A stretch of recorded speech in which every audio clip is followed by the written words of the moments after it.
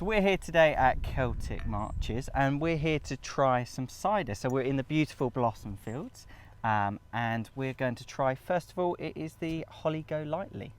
The lovely blossom backdrop behind us. We are shivering a little bit, but we still want to try the cider, don't we? Absolutely. So here is lovely Holly Go Lightly cider, low alcohol, 0.5%. Anyone guess who it's named after? Because of course it's named after Holly Go Lightly, who was the lady who starred in Breakfast at Tiffany's, and the role was played by the gorgeous Audrey Hepburn. Did you know that? I didn't know that. There we go. We learned something new. A little bit of info for you, and perhaps some film watching for you there as well. Go and do some film watching. So this is, as you say, this is just your apple cider. It is. And you're going to see my awful pouring skills now. No, they're absolutely fine. You might get a job as a barman yet. There we go. Colette? So how long have you owned the orchards? Our family have been here for 7 or 8 generations in some shape, way or form.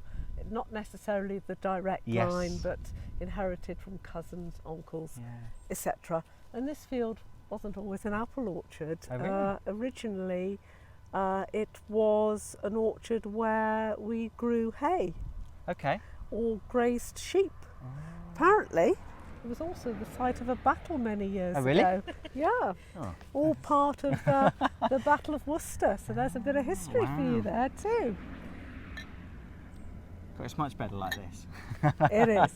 Anyway, cheers. Cheers. Cheers. Thank you. Nice. It's got that real cider kick. That. You're better at descriptives than me, Colette. Would you like to give us a description of that? So we make it using fresh pressed apple juice here. And it was really important for us to create a drink that kept the cider qualities without the after effects the next day. Yes, well that's quite key. Yeah, you won't lose your legs. No. So it's light, it's refreshing, it's delicious. So here we are with the orchards all in full blossom, as you can see behind us. They are absolutely glorious, and we are in the middle of May on a fairly warm day, having had lots of rainfall recently. We're hopeful that perhaps you'll see the blossom for another week or so and it won't get damaged too much by adverse weather.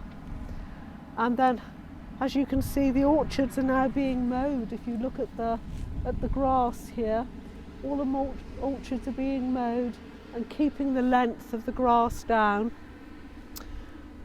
And the orchards will carry on and the apples will grow, slowly grow, right up until the end of September, and depending on the variety we then start to harvest the apples, and harvesting can last right up until the beginning of November depending on the variety of apples. Now we have about 8 varieties here on the farm. We have Dabinet, Michelin, Ashton Bitters, Ellis Bitters, Yarlington Mill, Harry Masters, Jane and 3 Counties, the last 2 being relatively new varieties, and I hope no one picks me up on this. I believe they've been developed over the last 15 to 20 years, the last 2 varieties. And so we have a small window to harvest the apples, and the apples are all pressed and they're put in the tanks, and the apple juice, cider apple juice, is fermented out, and the end of fermentation usually is around the beginning of February. And then if you wish, you can start to use it for making cider. However, ourselves, we tend to leave it for at least 6 months, sometimes up to 18 months before we use it, just to let the cider mature and get some depth of flavour, depth of character and depth of colour. Sustainability is very important to us at Celtic Marches, and I know it's very dear, especially to Colette's heart. Yes, It is. I love sustainability and we're very good at it. We are one of the UK's largest single estate cider producers, and with that I feel comes quite a lot of responsibility of what we can do to make a difference. We have a pip to pint approach whereby we grow, pick and press on site from our 200 acres of orchards. Those have been grown for over 8 generations now, I believe.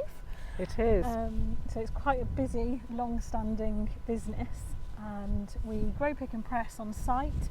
The juice is put into tanks at the farm, and then it is processed when it's ready 5 miles down the road at Bromyard at Marches Bottling and Packaging. So we have a complete process from pip to pint. And our waste products, the pomace during harvest time, so when the apples are ready and they're picked and they're pressed, the waste product of those goes off to a local anaerobic digester, and then later down the line it's returned to us in CO2 form, and we use it then to carbonate our products. We'd also like to appeal to the British consumer.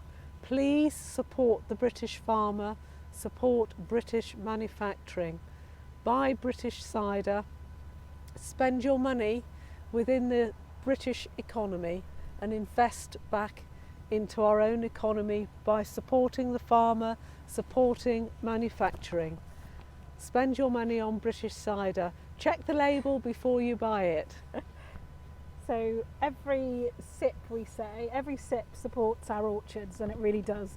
Every purchase that you make from us goes back into planting more trees, looking after our orchards, and protecting our farmscape and our traditional craft for generations to come. And of course, providing jobs Yes. for the British population.